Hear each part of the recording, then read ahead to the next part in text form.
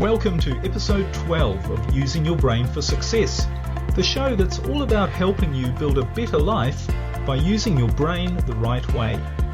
I'm Liam Naden and I'm glad you're here. Now, if you've been listening to previous episodes of this show, you'll know that your purpose for being here, for being alive, is not to have problems.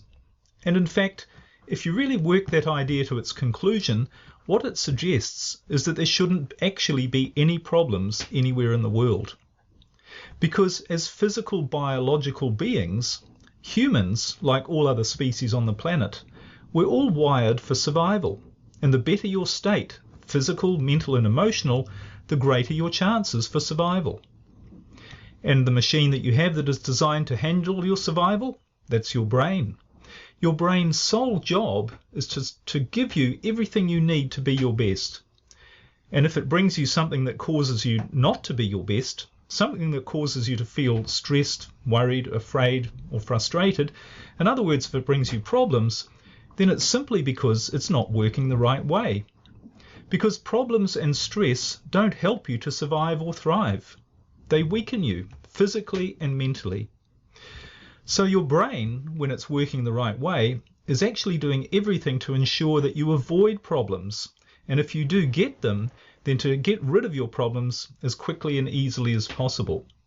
But if you use your brain the wrong way, which you do most times when you're feeling stressed, worried or afraid, then you're only going to create problems and make them worse by thinking with a limited awareness, this is all going to cause you to do the wrong things. All right. Well, the question is really, if problems aren't natural and we're designed not to have them, and if they mess things up for us when we do have them, then how do you account for all of the problems that do exist? I mean, how do you explain all of the pain and misery in the world? What about plane crashes, earthquakes, disease? And what about the major and often unexpected challenges that people face, such as health issues like cancers or heart attacks? And the bad things that we read about that are happening to people or we might have personal experience of. Some people are abused in their childhood. Other people get locked up in prison for crimes they didn't commit. People have accidents. People get robbed or attacked. So can we really say that problems aren't natural and are avoidable when all of these things are happening? It doesn't seem to make logical sense, does it? Well, actually, these things do make sense. And there is a logical explanation for them. But here's the thing to remember straight away. You can only see how these things make sense. In other words, you can only see the true meaning and purpose of tragedy and crisis. You can only see that when you're using your brain the right way. And how and why crises and disasters make sense, and how we can not only explain, but we can deal with any crisis or difficult situation that you experience or see in your world, all of this is what we're going to cover in this podcast episode. Okay, so let's start by reminding ourselves about what happens when you feel afraid, worried, stressed, or frustrated about something. What happens on a biological level is that your brain activates your fight, flight, or freeze survival mechanism. This is the part that is alerting you to danger. But as part of that process, the brain also activates something called your sympathetic nervous system. And when it does that, two important things happen. The first thing that happens when your sympathetic nervous system is activated is that your brain stops you from being able to see the big picture, the whole truth about what is actually going on in the situation that you're experiencing. So once your brain sees as a problem that there is something that you need to be afraid of, then it puts all of your energy and all of its energy into what you need to react. And this, of course, is your physical strength, your ability to run or to fight. You don't need to think to fight off an attacker. And thinking could actually make your response too slow. So your sympathetic nervous system literally stops you from thinking. And this is why when we're stressed about something, we say we can't think straight, because that's literally true. Well, the second thing that happens when you activate your sympathetic nervous system, which, of course, as I just said, happens when you feel any sort of negative emotion, is that your brain automatically forces you to see only the negative side and not the positive side. Now again, this is a survival tool because when you're faced with a threat, then you need to be able to see every possible danger that you might be facing. So your brain goes on the lookout for every possible thing that could harm you, and it blocks your ability to see anything else. In other words, anything positive. Now, as an example, just imagine you're walking through a forest in deepest, darkest Africa, and you hear the sound of a wild animal approaching. What does your brain do in that situation to protect you? Well, of course, it needs to be totally focused and not distracted.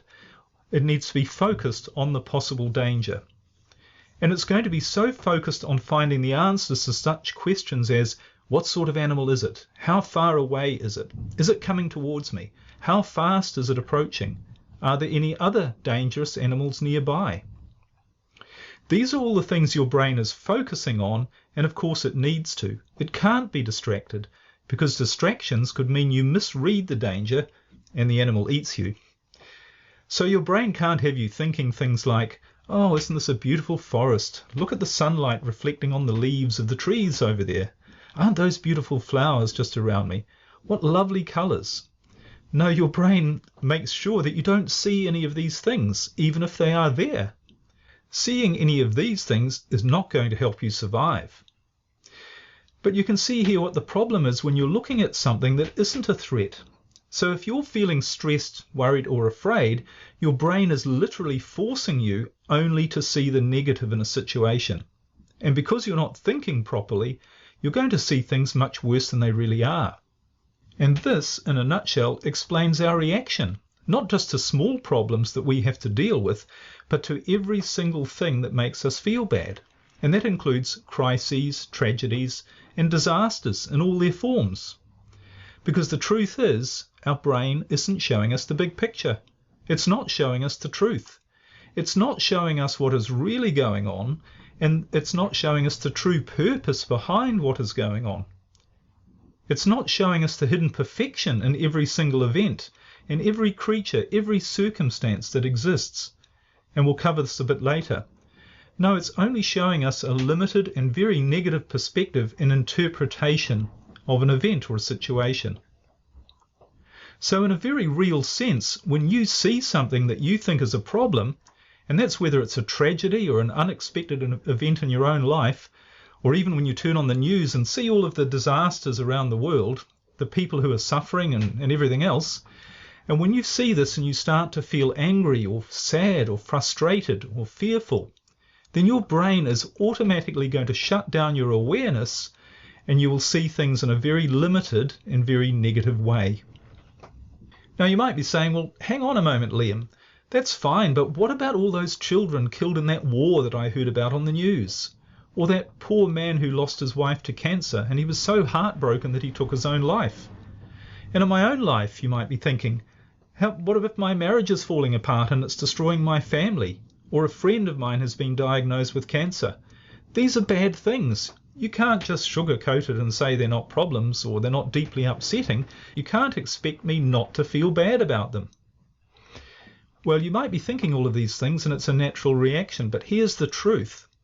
And what I'm about to say, this is not being heartless. It's not lacking in compassion or trying to understand or being understanding, and I'm not trying to be clever. This is simply the truth. And the truth is that whatever is happening that is causing you to see something as a tragedy or a problem is not actually a tragedy or a problem.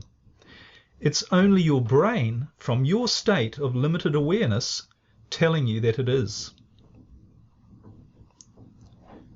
So if something makes you feel bad, then your brain simply can't show you the real truth. It can only show you a negative interpretation of the event or situation.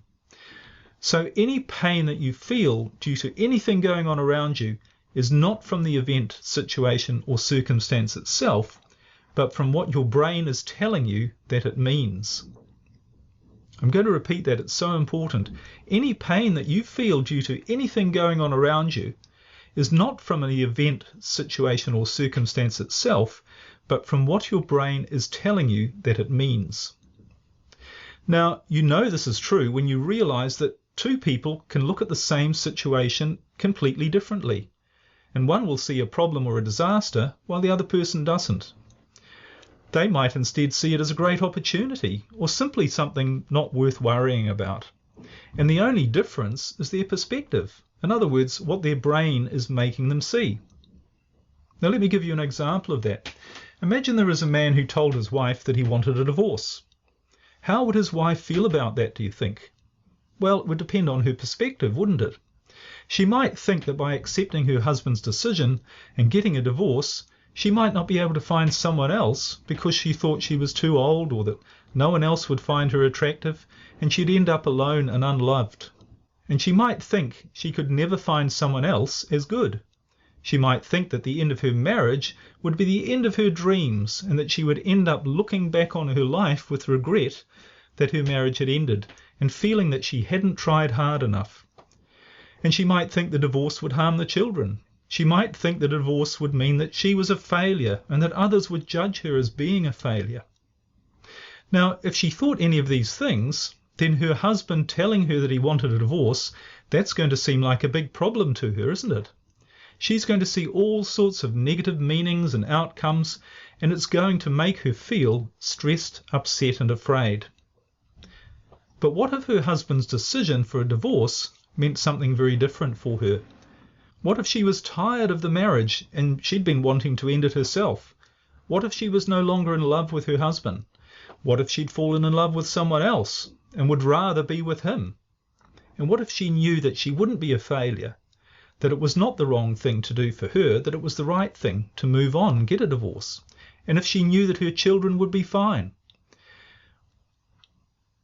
In other words, what if she felt that carrying on with the marriage would have been the wrong thing to do? Well, in that case, her husband wanting a divorce would make her feel relieved and even excited about the future. Yes, she would have some feelings of sadness, of course, but she wouldn't feel stressed and fearful. And instead of the end of the marriage feeling like a problem for her, it would be like the solution to a problem. It would feel like the right thing to do. Can you see that the only difference here between these two scenarios, one in which it is seen as a problem and the other where it isn't, the only difference is the perspective. It's based on what the person thinks the event means. It's got nothing to do with the actual event, which is the husband telling her he wanted a divorce. It's entirely dependent on whether she thinks the consequences, in other words, what it means, will be good or bad. Now, you might think this is a simple example, but the truth is that what is true of this situation is the same for every single event, situation, and scenario in your own life, and in fact in everything that you see happening in your world around you. And that's everything. And it doesn't matter what it is, how you feel, and whether it makes you afraid or upset or not. In other words, if you think it's a problem or not, this is all just simply the result of your brain deciding what it means. And when you understand this, you realize two things. Firstly, there really are no problems. They're only problems to your brain's limited awareness. And secondly, to get rid of any problem in your life, all you need to do is change your perspective so that it no longer causes you to feel pain, fear, or stress. Because when you do, you not only feel better, but that's when you allow your brain to handle the situation in a much better way. And you get to be doing what you're supposed to be doing, being happy, strong, resourceful, and being the best you can be. Judging any situation and labeling it as positive or negative, it's never a reflection of the situation itself, but it's only a reflection of how your brain is operating. If your brain's working the wrong way, you will only see the situation with limited awareness, and you will automatically see it as negative without being able to see any of the positive side. Changing the meaning to any situation in your life, in other words, how you feel about it, rather than trying to change the situation itself, is the secret to living your ideal life.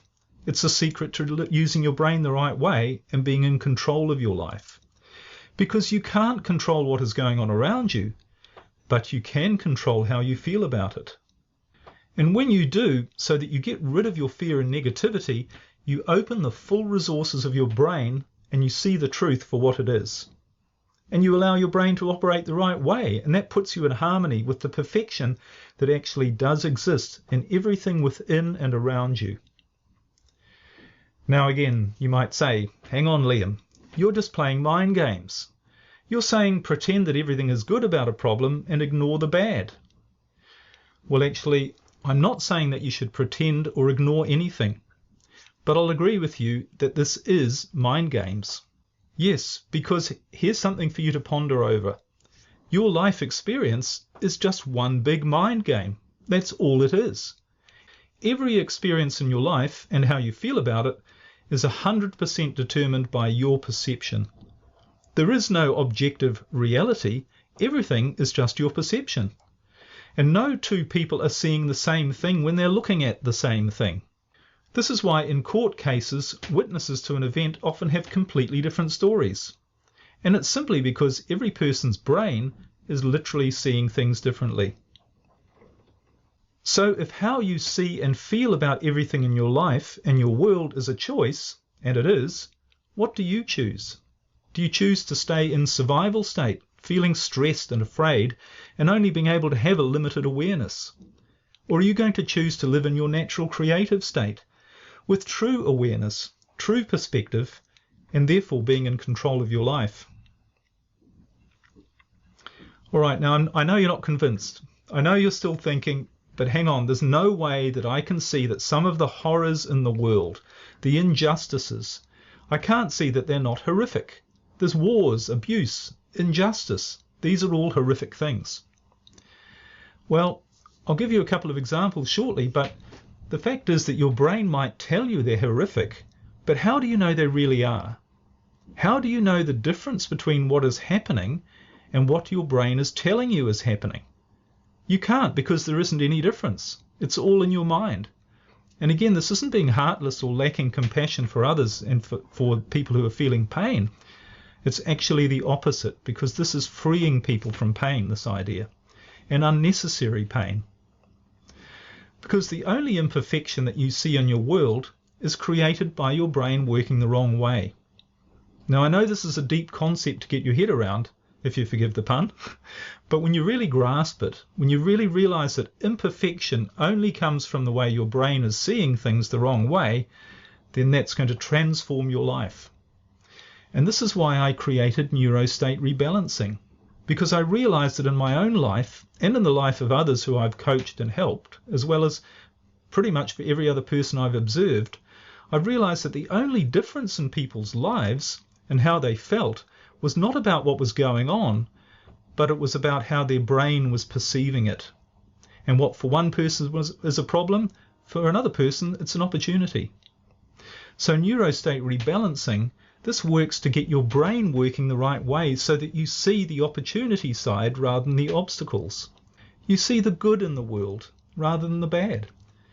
And as a result, that good is reflected right back to you, and the bad just fades away. Now, in case you're still struggling with this idea, and if you are, don't be surprised. It took me years to finally get this, and of course, I'm still working on my own life to improve my understanding. But if you are struggling, here's some examples. You know, if you switch on the world news, which I hope you don't, but if you do, you're going to be bombarded with situations of apparent injustice, death, conflict, war, and really literally endless other problems. But how do you really know what other people are experiencing? How do you know that they're experiencing it as a problem? How do you know that it isn't an opportunity for them? And how do you know that it isn't an essential part of their unique life path and in learning to be the best they can be? Well, of course you don't, but you assume from your limited awareness and your perspective that what the person is going through is negative and a lot of pain. Now, of course, they might be, but that could be coming from their own limited awareness. But at the end of the day, you don't know whether what's happening to them, or to you for that matter, you don't know whether it's good or bad. You're just making the judgment based on how your brain chooses to see it. All right, again, Liam, you're asking me, are you saying that war, disease and death, that they're all good things? Well, what I'm saying is, why are you automatically assuming there are bad things? You're only assuming they're bad things because your brain is not allowing you to see the good in them. Now, to understand this a bit more, realize that one of the things that you don't have when you're in this fearful state, looking at something as being negative or a problem, you don't have the benefit of hindsight. And if you're currently faced with a problem yourself, you can't look into the future and see how this situation that you're in right now, that it might be the best thing that ever happened to you. I mean, do you think that losing everything you owned, including all of your income, losing all your friends, your possessions, and becoming homeless and penniless at the age of 46, do you think that might be a big problem? Well, I thought it was when it happened to me. But here's the thing. It turned out to be one of the best things that ever happened to me. The lessons that I learnt about myself and my world, I would never have learned if I hadn't been through that. And it was the springboard for creating everything in my life, all the wonderful things in my life in the present day, including developing the understanding and knowledge to be talking with you right here, right now about all of this. And so I realized in hindsight that far from being a problem, that experience was a great gift. So changing your perspective on a situation, that's going to change your life. And if you think it can't be done, if you think some things are just too negative, too bad, too upsetting, and that there really can't be any good in them whatsoever, then the reality is simply that's not true. It's just your brain telling you that. I mean, when you think about it, and if you really do a little bit of research into this, you'll realize this is true. But there have been countless people who have faced huge adversity who've gone on to do great and amazing things as a result. And they all say, or all said, what happened to me was the best thing that ever happened to me. Steve Jobs, the founder of Apple Computers, when he was 30, the company fired him. I mean, this is a company that he'd spent years creating from nothing, and they suddenly turned around and removed him as a director. But Apple wouldn't be what it is today. It wouldn't have made the massive impact that it has on the lives of virtually everyone if that hadn't happened. Because Steve Jobs himself said about the sacking, getting fired from Apple was the best thing that could have ever happened to me. It freed me to enter one of the most creative periods in my life. And look what happened. With that creativity unleashed, several years later he went back to Apple and turned it from what was then a small, struggling business into the world changer that it is today. Now, there are many other examples of people who've overcome struggle and painful situations to go on to create enormous success for themselves. And in every single case, the struggle, pain and failure was an essential step on that path to success. Oprah Winfrey was born to a single mother on welfare, and her childhood was filled with poverty, racism and abuse, including sexual abuse. And she herself became pregnant when she was 14 years old. But what did she say about this? She said, "I am so grateful for my years literally living in poverty." She said, because it makes the experience of creating success and building success that much more rewarding. And she also said, "I know what it feels like to not be wanted and how you can use it as a stepping stone to build great empathy for people." Another example, there was a man who was locked up for 27 years in a cramped prison cell. And he was forced to work hard manual labour in a lime quarry. His small damp cell let in very little light, and he slept on a straw mat with only a metal plate and a cup to eat and drink his meagre rations from. He had a bucket for a toilet and was only allowed very occasional visitors or letters. And this was for 27 years. And what was his only crime? For being black and speaking out against racial discrimination in his society. Now you think, is that injustice? Of course it is. But aren't you glad, as he was, that it happened? Because it turned him into the man with the compassion, fearlessness, dignity and strength to lead his own country out of the racial oppression that he was in prison for. That man was Nelson Mandela, who became, of course, the first black president of South Africa. And he was the one who led his country. And what did Nelson Mandela himself say of his time in prison? He said that it taught him love and compassion. I mean, he had every reason to be bitter and resentful, but instead he learned to understand that his captors were humans too. And he said, No one is born hating another person because of his skin or his background or his religion. People must learn to hate. And if they can learn to hate, they can be taught to love. For love comes more naturally to the human heart than its opposite. And he said, I just went on a long holiday for 27 years. So he wouldn't have been the man he was and done the great things that he did if he hadn't experienced what to most people would seem to be a terrible and totally unjust situation. So wherever you see a problem in the world, realize that it's you and you alone who are labeling it as a problem. It's not the truth about the situation. It's just what your brain is seeing at the moment from your limited state of awareness. Now, we've covered a lot in this podcast, and I know there's a lot to think about. It takes a bit of getting your head around, doesn't it? But it's well worth pondering over, that this idea that all problems in your life and what you see in the world, all they are merely your limited thinking brain's interpretation of what is happening. It's not the truth at all about what is happening. And again, this is one of the great benefits of neurostate rebalancing. With neurostate rebalancing, your awareness automatically expands, so you see more about the truth of any situation in your own life and in the lives of others. You begin to see the way things really are. You see the perfection in all things, which is the truth. And that opens up the full resources of your brain and enables you to live the life that you're designed to, being the best that you can be. So if you'd like to learn more about neurostate rebalancing and what it can do for you, enroll in my neurostate rebalancing coaching program, which you'll find on my website, liamnaden.com. But for now, and to put this all in perspective, just bring your attention to the present moment. Focus on what's going on inside your body. Become aware of your breathing, your heartbeat, of the blood that is flowing through the more than 100,000 miles of blood vessels inside you, taking nutrients to and removing waste from each of those 75 trillion cells that make up your body. Isn't this amazing? Isn't the mechanism that's making all of this happen simply beyond our understanding? I mean, how much more is there about you, about your life, and about your world beyond what you understand? Well, pretty well everything.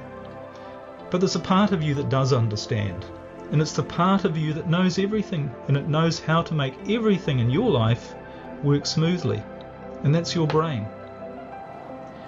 So now just think of something in your life that makes you feel stressed, worried, afraid, or upset. It could be something happening to you personally. Perhaps it's a problem in your marriage or your relationship, or you could be dealing with something in your business or career, or there could be something that's causing you financial instability and uncertainty. It could even be some injustice that you see happening in the world, where an innocent person or innocent people are being harmed without having done anything to deserve it. And when you have that problem in mind, consider that it might be something other than a problem. There might be a positive purpose for this that you're not seeing. It could be a precious gift from your brain, a lesson that you need to learn, this that you will be a better, stronger, happier person. It could be something that's there so that you need to learn something valuable that you could never learn any other way. Perhaps it's a necessary part of your and everyone else's life journey. So as you think about the situation that's causing you pain, ask yourself, what could this situation be teaching me? What could I see that could be good about this? And what could I even be grateful for about this? And now, transport yourself mentally 5 years into the future. Just imagine that 5 years have passed and you're looking back on what happened, what is happening right now. And you're looking back from a time when the crisis has long since passed. And you've got through it, you're still here. And not only that, but your life has turned out great. And the world is a better place too.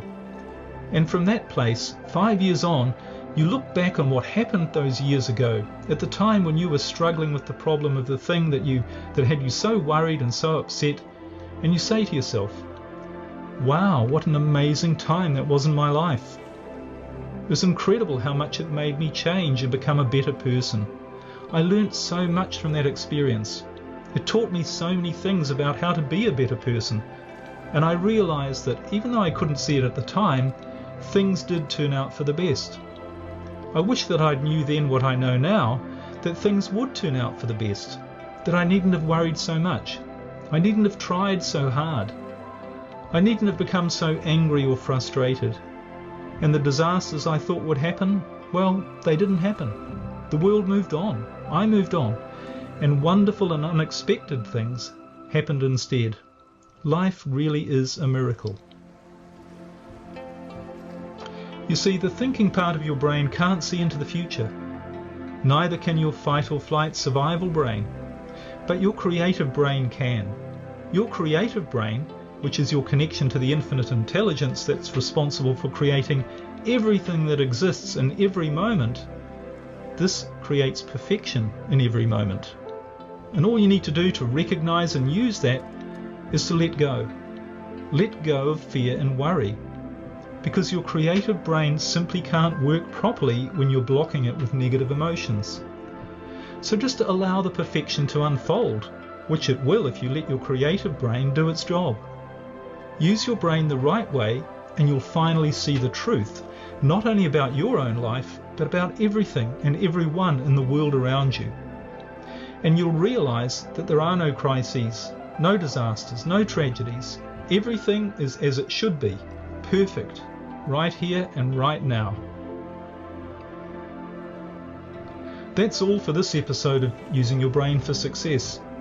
I look forward to sharing with you in future episodes a lot more about how you can truly create an extraordinary life using the incredible power of your brain. Please share this show with anyone who you think might be interested. And in the meantime, if you'd like to learn more about how to create real success in your life, visit my website liamnaden.com. There you can learn about neurostate rebalancing, a technology which automatically gets your brain working the right way to solve problems and create a life you love. I look forward to talking with you again soon. Bye for now.